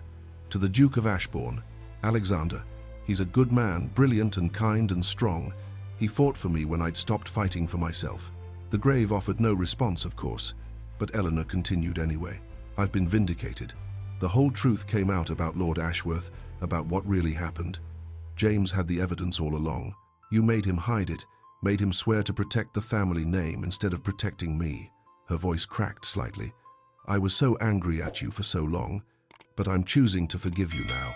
Not because you deserve it, you don't, not really, but because I deserve peace, and I can't have peace while carrying this anger." She knelt and placed white roses, Alexander's signature, at the base of the headstone. "I hope you would have been proud of who I became.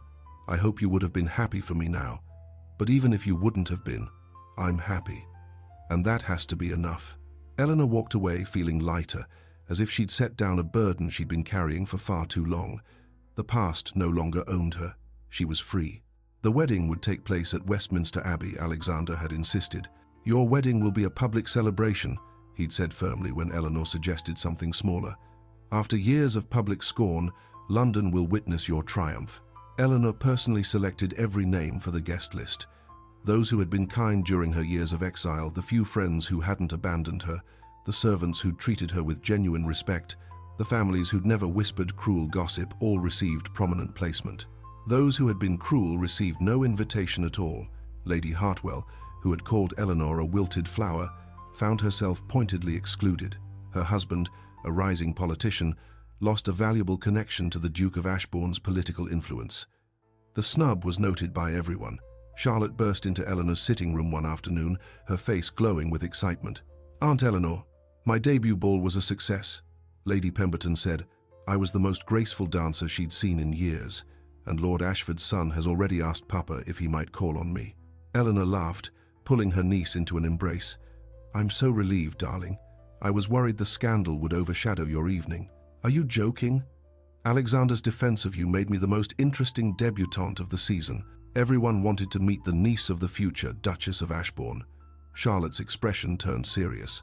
"Aunt Eleanor, would you allow me to be your maid of honor? I know I'm young, but it would mean everything to me." Eleanor's eyes filled with tears. "Oh, Charlotte, nothing would make me happier."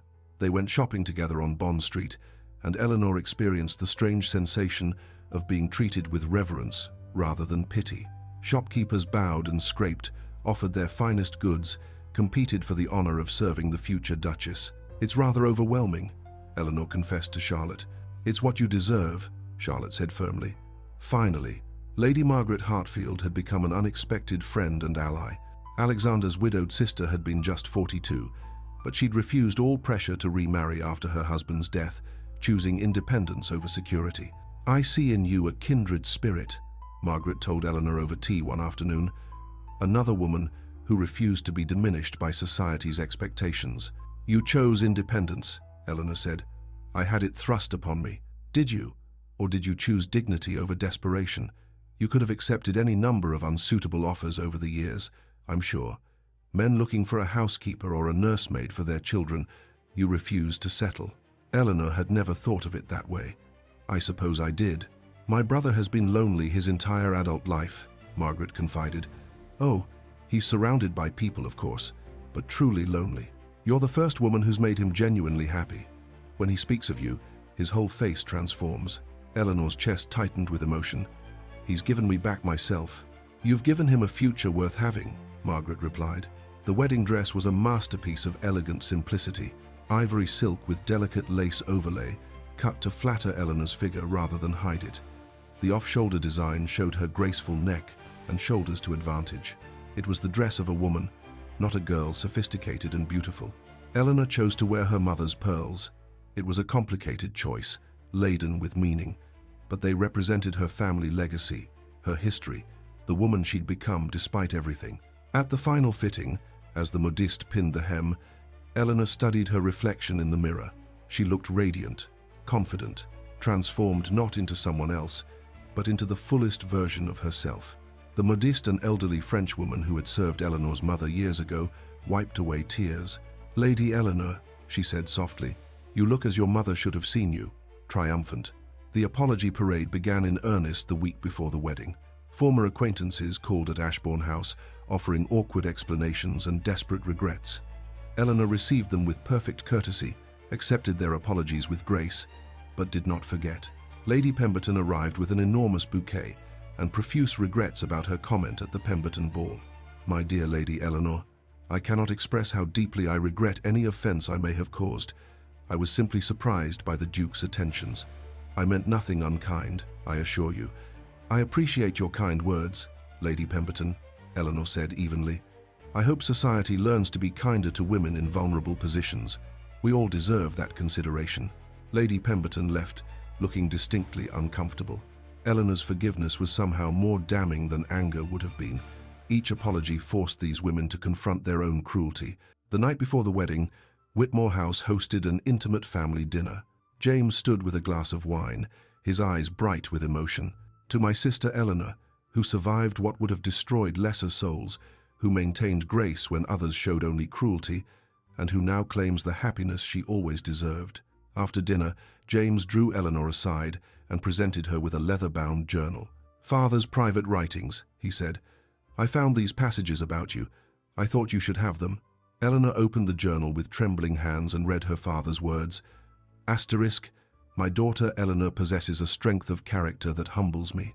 Despite the injustice done to her, she maintains her dignity and grace. I am certain of her innocence, and I am proud beyond measure of the woman she is becoming." Asterisk. "He believed me," Eleanor whispered. "Always," James said. "I'm sorry I wasn't brave enough to follow his example sooner." "You're brave now," Eleanor said, embracing her brother. "That's what matters." That same evening, Alexander requested a brief, chaperoned meeting with Eleanor. They sat across from each other at the drawing-room table, Margaret reading discreetly in the corner to maintain propriety. Alexander reached across and took Eleanor's hands. "I need to tell you something," he said quietly. I'm afraid. Eleanor's eyes widened. Of what? That I'm not worthy of your strength. That my love feels inadequate compared to everything you've endured. That I can't possibly give you enough to make up for 18 years of pain. Eleanor's heart cracked open. Alexander, you gave me back myself. You fought for me when I'd stopped fighting. You made me believe I was worth defending. You are everything. Their fingers intertwined across the table, promises and devotion flowing between them without words. At White's Gentlemen's Club, Alexander's friends hosted a traditional bachelor's evening. The wine flowed freely, the conversation grew loud and ribald, and then Lord Kenmore, deep in his cups, made a catastrophic mistake. Sentimental of you, Ashbourne, marrying used goods out of pity. Alexander stood with such sudden violence that his chair toppled backward. The entire room fell silent. Step outside with me, Kenmore, he said, his voice deadly quiet. Now, Kenmore went pale, suddenly and brutally sober. Your Grace, I apologize, I didn't mean... Now. I most humbly beg your pardon, Kenmore stammered. The wine spoke, not me. I meant no disrespect to your future Duchess. Eleanor is a Duchess now in all but name, Alexander said coldly. Insult her again, and your title won't protect you. Am I understood? Perfectly, Your Grace. No one else dared speak ill of Eleanor that evening. Back at Ashbourne House, Eleanor hosted her own gathering, Margaret and Charlotte joining her for tea and quiet conversation. I never thought this day would come, Eleanor admitted. I'd accepted spinsterhood as my permanent state. I'd made peace with it. You were never truly a spinster, Margaret said wisely. You were a woman waiting for a man worthy of you. Most women settle for what's available. You waited for extraordinary. Eleanor confessed her wedding night fears she was nearly 40, entirely inexperienced, uncertain of what was expected. Margaret, worldly and kind, took her hand. Love matters more than experience, my dear, and Alexander adores you. He'll be patient, gentle, attentive to your needs. Trust him. Trust yourself. At midnight, Eleanor stood alone at her window, looking out over London's glittering lights. She thought of 19-year-old Eleanor, devastated and broken by scandal. If she could speak to that girl across the years, she would say, asterisk, survive. It will be worth it. You will be worth it. Asterisk, a single white rose sat in a vase on her nightstand, the last unmarried rose. Tomorrow, she would become a duchess. Tomorrow, everything would change. Eleanor woke to sunlight streaming through her windows. No rain, a perfect June morning for a wedding. Her room filled with women, Margaret, Charlotte, ladies' maids, the hairdresser. They moved around her with practiced efficiency, transforming her from woman to bride. The ivory silk gown slipped over her shoulders like water. Her hair was arranged partially up, with soft curls cascading down her back. The Ashbourne sapphires were placed at her throat, their weight both literal and symbolic. Eleanor watched her reflection transform in the mirror and realized something profound. She wasn't being made into someone else. She was becoming fully herself, the woman she always should have been allowed to be. You're ready, Margaret said softly. Eleanor descended the stairs to the waiting carriage, her heart full to bursting. She carried no regret, no bitterness, only joy, hope, and the quiet certainty that her story was finally reaching its proper chapter. The beginning. The Ashbourne state carriage was a masterpiece of ducal splendor, polished black lacquer gleaming in the morning sun, the family crest emblazoned in gold on the doors, footmen in immaculate livery standing at attention. Eleanor sat beside James, her ivory silk gown spread carefully around her, the Ashbourne sapphires heavy and magnificent at her throat. Are you ready? James asked, his voice thick with emotion. Eleanor took a deep breath. I am. The carriage rolled forward, and Eleanor's heart caught as she saw the crowds lining the streets. London had turned out in force to witness this wedding, the scandal, the vindication, the fairy tale ending that no one had seen coming. Some faces were hostile, still skeptical or resentful, but most cheered as the carriage passed, waving handkerchiefs and calling out blessings. Women in particular pressed forward, their expressions hopeful and admiring. You give us hope, my lady, a young woman called out, her voice carrying clearly above the crowd. Eleanor turned toward the voice, found the woman's eyes, and waved. The gesture was small but deliberate acknowledgement, solidarity, promise. The woman's face lit up with joy. James covered Eleanor's hand with his own. Father would be so proud, Ellie. Mother too, if she'd allowed herself to see clearly. Eleanor squeezed his hand, unable to speak past the emotion clogging her throat. Westminster Abbey rose before them, magnificent and ancient, its Gothic spires reaching toward the heavens. The entrance was festooned with flowers, thousands upon thousands of white roses cascading down the stone columns, filling the air with their delicate perfume. Alexander's signature tribute, magnified to spectacular proportions. Inside, every important family in England had gathered. Absence from this wedding would be noted, remarked upon, remembered. It would constitute social suicide. Eleanor noticed immediately who was not present. Lady Hartwell had been excluded entirely. Her husband had protested, but Alexander had been immovable. The cuts were deliberate, the exclusions meaningful. Those who had been cruelest to Eleanor found themselves on the outside looking in. Eleanor paused at the Abbey doors, her hand on James's arm. The magnitude of the moment threatened to overwhelm her. Through those doors lay her future, her vindication, her new life. She drew a deep breath and stepped forward. The interior of the Abbey was breathtaking. Candlelight flickered from hundreds of candles, casting golden light across ancient stone. The congregation rose as one when Eleanor appeared, a rustling wave of silk and speculation. Eleanor walked down the aisle on James's arm, her head held high. Every eye was upon her, but the quality of their stares had changed. They no longer saw a scandal or a cautionary tale. They saw a duchess. She passed former tormentors, who were now forced to bow their heads respectfully. Former friends who had abandoned her watched with expressions of regret and shame. Society's elite bore witness to what they had tried to prevent, Eleanor Whitmore, claiming her rightful place among them.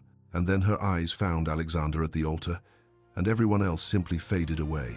He stood tall and commanding in formal dress, but his austere expression had transformed into something that stole Eleanor's breath. Pure joy radiated from his face, wonder, love so profound it seemed to fill the entire abbey. As James placed Eleanor's hand in Alexander's, the Duke leaned close and whispered for her ears alone. "You are radiant. I am happy," Eleanor whispered back, and she realized with sudden clarity that happiness, not vindication, not revenge, but this simple, genuine joy, was her true triumph. The Archbishop of Canterbury began the ceremony, his voice resonant with authority. The traditional vows were spoken, ancient words binding them together before God and society. When prompted to take Eleanor as his wife, Alexander's voice rang clear. "I do."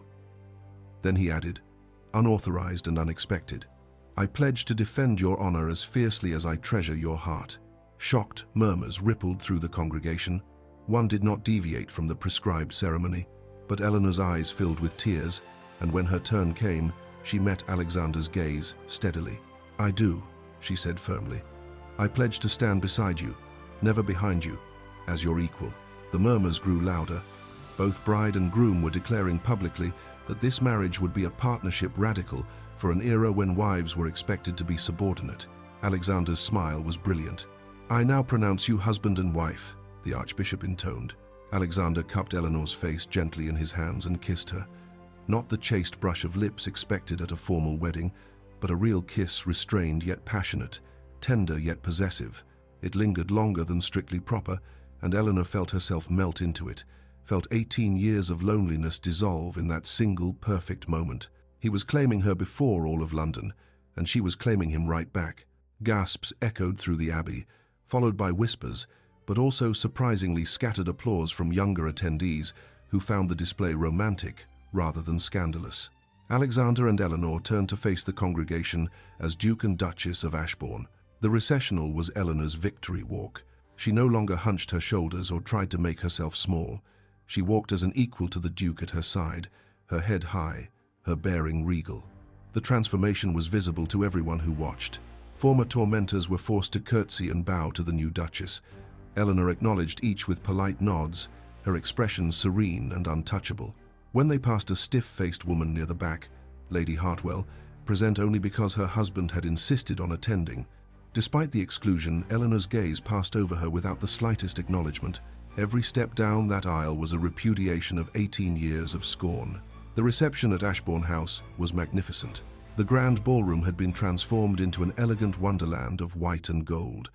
Crystal chandeliers sparkled overhead, white roses filled every surface, and champagne flowed freely. The cream of society gathered to celebrate, or at least to be seen celebrating.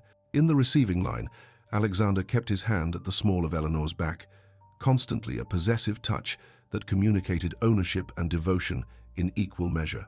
When it came time for toasts, Alexander raised his glass, and his voice carried clearly through the ballroom. "To my bride, who has shown me that true nobility lies not in birth or title, but in character and courage." Eleanor surprised everyone by raising her own glass in response. "To my husband, who taught me that some men are worth waiting for, even if the wait is nearly 40 years. Laughter and applause filled the room. The Duchess of Ashbourne had wit to match her newfound status. The first dance was a waltz, just as it had been at the Pemberton ball where they'd first met.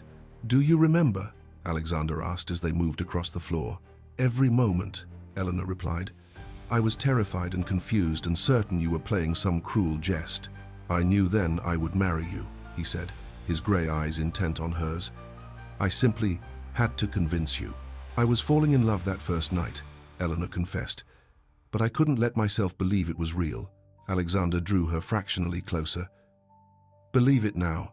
He danced 3 waltzes in succession with Eleanor alone, breaking every rule of etiquette but establishing beyond doubt his devotion to his new duchess. The speeches began. James stood, emotional but steady. 18 years ago, I failed to defend my sister when she needed me most. I will carry that regret always. But today, I celebrate the man who was brave enough to be what I should have been, her champion, her defender, her partner. Alexander, thank you for being the man Eleanor always deserved." Lady Margaret stood next. The Hartfield women are known for being formidable, independent, and utterly unwilling to compromise who we are for society's approval. Today, I welcome another such woman into our family. Eleanor, you are already the sister of my heart. Charlotte's speech brought tears to many eyes. My Aunt Eleanor taught me that a woman's worth isn't measured by marriage or society's approval, but by her own character. She survived injustice with grace, endured cruelty with dignity, and emerged stronger than those who tried to break her. She is my role model, my inspiration, and my dearest friend. Then Alexander stood again and made an announcement that stunned the gathering. My Duchess has decided to establish the Lady Eleanor Whitmore Foundation for wrongly accused women. It will provide legal defense, safe haven, and social support for women facing false accusations. I am donating £10,000 annually to fund this endeavor, and I invite others to join me in this worthy cause. The ballroom erupted in whispers. Eleanor was transforming her pain into purpose, her suffering into salvation for others. Families scrambled to pledge their support, not wanting to be seen as opposing such a noble venture. Lady Pemberton approached with an elaborately wrapped gift, her smile tremulous and uncertain. "Your Grace, I wanted to personally apologize for that. I never meant to. Please accept this token of my deepest regret." Eleanor accepted the gift with cool courtesy. "Thank you for the gift, Lady Pemberton. I hope in future you extend kindness to all women, not just duchesses." The words were polite but cutting. Eleanor had not forgotten, though she'd chosen to rise above. Lady Pemberton retreated, her discomfort palpable. Later, Alexander led Eleanor away from the crowd to the conservatory. The glass-enclosed space was filled with roses, and Eleanor gasped as she recognized specific varieties. "These are from my garden," she whispered, moving among the familiar blooms. "I had your entire collection moved here," Alexander said. "Your roses belong wherever you are, and you belong here, with me." Eleanor turned to him, tears streaming down her face, but they were happy tears, joyful tears. She laughed and cried simultaneously, overwhelmed by the magnitude of everything that had changed. Alexander pulled her into his arms and simply held her while she felt everything she'd been holding back for weeks. As the afternoon faded toward evening, Alexander and Eleanor prepared to depart for their honeymoon at the Ashbourne country estate. The state carriage had been decorated with white roses, the ducal crest gleaming proudly. Guests gathered to see them off, throwing rose petals that filled the air like fragrant snow. Eleanor turned and threw her bouquet directly to Charlotte, who caught it with a squeal of delight. The gesture was deliberate, passing forward the hope that love and vindication were possible, that happy endings existed even for those who had suffered. The carriage rolled away to cheers and applause, carrying the Duke and Duchess of Ashbourne toward their future. 6 months later, the Vindication Ball at Ashbourne House was the event of the season. Eleanor had personally selected every invitation, rewarding loyalty and excluding cruelty with deliberate precision. The guest list itself was a statement about who mattered in the new social order she was quietly creating. The Duke and Duchess descended the grand staircase together, and a hush fell over the assembled guests. Eleanor wore burgundy silk that complemented her complexion beautifully, the Ashbourne rubies at her throat and wrists. Her hair was styled with confident elegance, and she moved with the assured grace of a woman who knew exactly who she was. Before the dancing began, Eleanor addressed the assembly. "I thank those who stood by me in my darkest hours," she said, her voice clear and strong.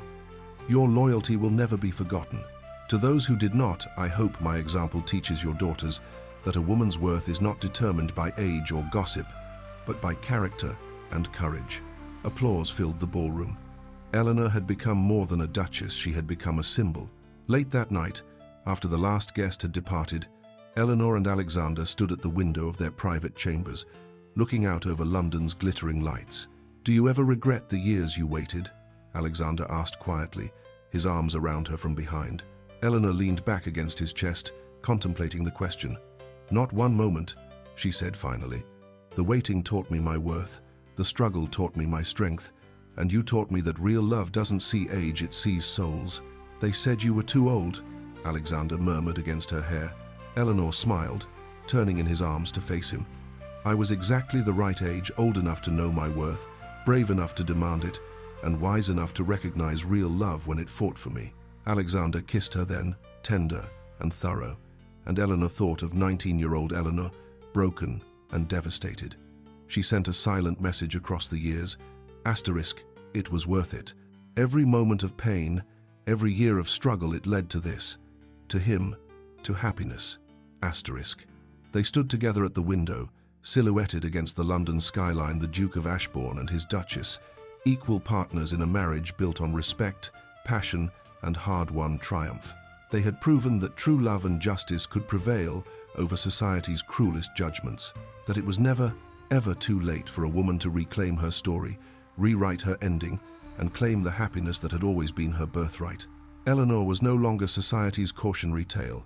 She was the Duchess of Ashbourne, beloved wife, champion of the wrongly accused, and living proof that the best revenge is a life magnificently lived. Thank you so much for joining Eleanor and Alexander on their incredible journey from mockery to triumph, from loneliness to love.